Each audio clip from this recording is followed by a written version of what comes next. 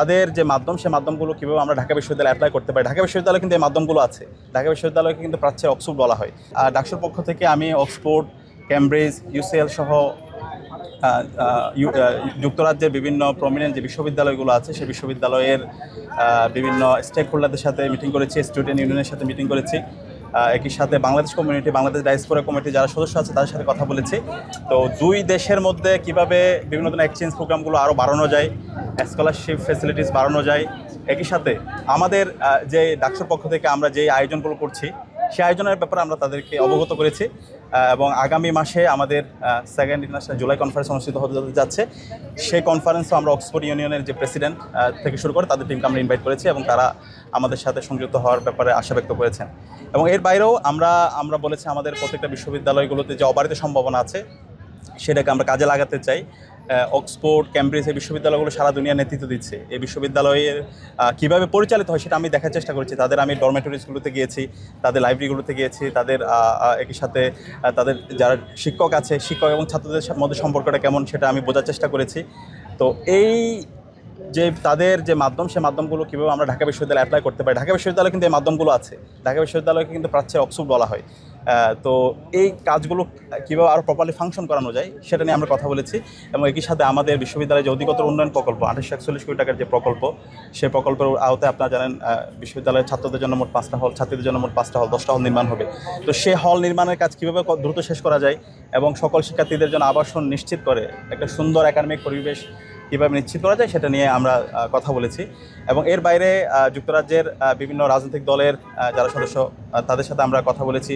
Parliament member 3জন parliament মেম্বারের সাথে আমার মিটিং হয়েছে। এর মধ্যে একজন হচ্ছে বিখ্যাত নাসা, ওনার সাথে কথা হয়েছে এবং তাদেরকে আমরা বাংলাদেশে ইনভাইট করেছি।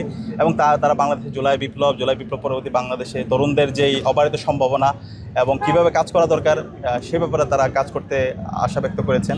আমি একই সাথে বিভিন্ন এখানকার টাওয়ার হ্যামলেটের মেয়র থেকে শুরু করে লন্ডনের বিভিন্ন কাউন্সিলর এবং মেয়রদের সাথে সাক্ষাৎ করেছি। তাদের নগর পরিকল্পনা, তাদের ট্রান্সপোর্ট সিস্টেম, তাদের আরবান প্ল্যানিং, তাদের ওভারঅল ড্রেনেজ সিস্টেম থেকে শুরু করে তাদের ওভারঅল এডুকেশন পলিসি কীভাবে ফাংশন হয় সেটা বোঝার চেষ্টা করেছি এবং তাদের থেকেও আমরা পরামর্শ নিয়েছি। এবং তারা সার্বিকভাবে আমাদের নগর পরিকল্পনার ক্ষেত্রে এবং হচ্ছে আমাদের যে বর্জ্য ব্যবস্থাপনা সেক্ষেত্রে তারা আমাদেরকে আন্তরিকভাবে সহযোগিতা করার ব্যাপারে আশা ব্যক্ত করেছেন।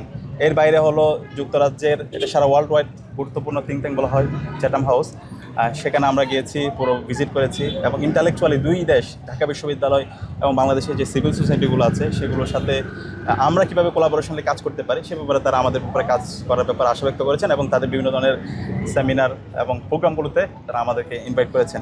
এবং এর বাইরে যুক্তরাজ্যের মধ্যে বাংলাদেশ কমিউনিটিটা খুবই ইউনাইটেড। এখানকার যে ডায়াসপোরা কমিটি আছে আমি দেখতে পেয়েছি এখন ওইখানকার যারা 3rd জেনারেশন এবং 4th জেনারেশনের যারা আছে এই ছেলেপেলেরাগুলো তারা ওইখানকার মেনস্ট্রিম সোসাইটি তারা নেতৃত্ব দিচ্ছে এবং তারা বাংলাদেশ নিয়েও তারা কন্ট্রিবিউট করতে চায়। তারা অক্সফোর্ডে পড়ছে, ক্যামব্রিজে পড়ছে, ইউসিএলে পড়ছে এবং বিভিন্ন বিশ্ববিদ্যালয়ে তারা ভালো করছে এবং মেনস্ট্রিম সোসাইটি তারা ইম্প্যাক্ট রাখছে।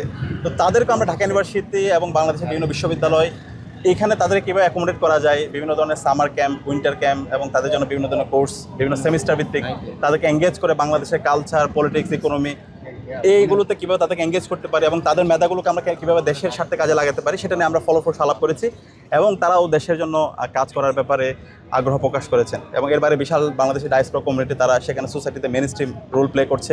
তারাও বাংলাদেশের জুলাই বিপ্লব পরবর্তী বাংলাদেশে তারা একসাথে কাজ করতে চায়। সার্বিকভাবে তারা বিভিন্ন বিষয়ে তারা আমাদেরকে পরামর্শ দিয়েছে। আমি প্রায় 6-7টা সিটিতে গিয়েছি এবং প্রত্যেকটা সিটিতে সেখানে সংবর্ধনা অনুষ্ঠান হয়েছে। প্রত্যেকটা সংবর্ধনা প্রোগ্রামে তারা তাদের উচ্ছ্বাস প্রকাশ করেছে। তো সব মিলিয়ে আমাদের যে সফরটা সেই সফরের মাধ্যমে বিশ্ববিদ্যালয়ের সাথে আমাদের কানেকশন হয়েছে। গভর্নমেন্ট টু গভর্নমেন্ট তাদের সাথে কীভাবে কোলাবোরেশন করা যায় সেটা নিয়ে আমরা আলাপ করেছি। সিভিল সোসাইটির সাথে আমরা কীভাবে কাজ করতে পারি সেটা নিয়ে আমাদের আলাপ হয়েছে। এবং এর বাইরে বাংলাদেশের যে ডায়াসপোরা কমিউনিটি আছে তাদেরকে আমরা কীভাবে কাজে লাগানো যায় এবং তারা কীভাবে আমাদেরকে সাপোর্ট দিতে পারে সেটা নিয়ে আমরা কথা বলেছি। এবং বাংলাদেশে ওখানকার যারা বাংলাদেশ বংশোদ্ভূত ইয়াংরা আছে তাদেরকেও দেশের বিভিন্ন উন্নয়নে কীভাবে কাজে লাগানো যায় এবং তারাও ওইখানে ওই সমাজে মেনস্ট্রিম হয়ে সোসাইটিতে কীভাবে ইম্প্যাক্ট রাখা যায় সেটা নিয়ে আমরা কথা বলেছি। এবং একই সাথে ওখানকার যে স্পোর্টস ইন্ডাস্ট্রি আছে সেই স্পোর্ট ইন্ডাস্ট্রিতে বাংলাদেশি বংশোদ্ভূত অনেকে আছে যারা এক গুরুত্বপূর্ণ রোল প্লে করছে। তো বাংলাদেশের স্পোর্টস ইন্ডাস্ট্রিকে কীভাবে আমরা আরও সামনের দিকে নিয়ে যেতে পারি এবং এই জায়গায় তারা বিভিন্নভাবে পরামর্শ দিয়ে ফাইন্যান্স দিয়ে তারা আমাদেরকে কোলাবোরেশনে কাজ করতে চায়।